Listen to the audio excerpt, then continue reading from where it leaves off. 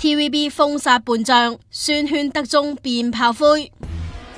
舊年11月，孫軒同馬德鐘拍飛虎嗰陣，問孫軒之後有咩計劃。即係總之，如無意外又係去第度揾下真人咁啦。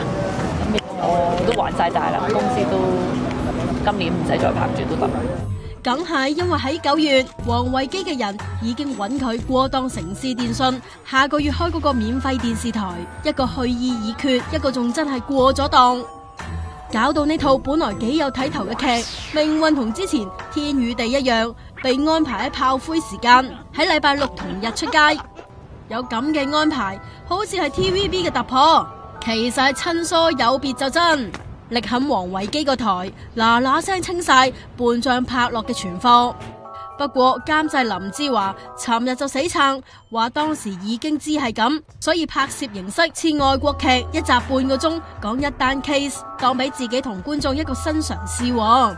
唉，過氣親生仔女遭冷待，唔止佢哋啊。早排 Paul 哥個女姜麗文簽咗王維基間公司，喺 TVB 主持多個音樂節目嘅仔仔姜文傑以經理人身份去撐阿妹，就連主持都冇得撈，老豆代求情都冇面俾。Paul 哥話唔排除自己約滿之後都會過王維基度。呢班小生花旦都簽咗約過檔啦，喺嗰邊自由得多，可以同時亮相其他台添。